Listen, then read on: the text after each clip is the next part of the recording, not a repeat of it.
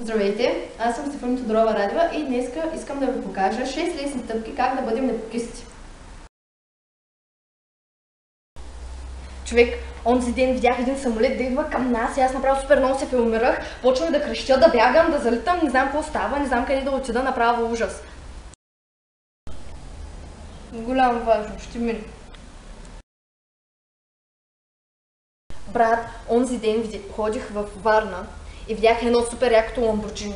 Знаеш как се изстреля, направо супер много му се изкефих. Не спрях да го гледам, макар че той излетя по супер бързия начин. Няма проблем, обаче много му се изкефих. Мама, какво ли е направила за ядене? Дали да си взема пица? Не, Джуниор ще се взема. О, да, много добра идея. Yes!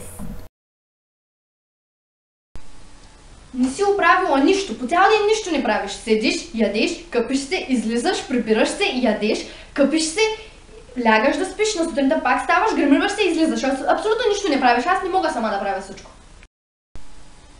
Но мамо, ако аз всичко това правя, какво ще остане за вас? Ако не си научиш урока следващия път, ще ти пиша двойка в дневника. Сега ти я пиша в моя бележник. Госпожо, защо сега ще си хабите мастилото на химикала?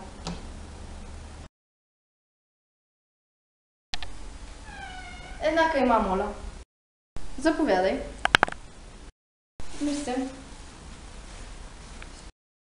Бихте ли платили? Не. Как така не може без да платите? Здраве да кефтете, че едем.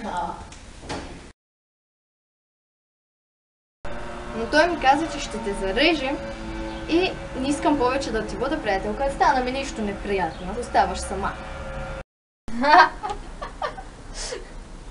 Най-после. Значи толкова време ме досаждахте, че си нямаше на представа. Търпях ви от учтивост и толерантност. Това са стъпките да станете непокист. Успех!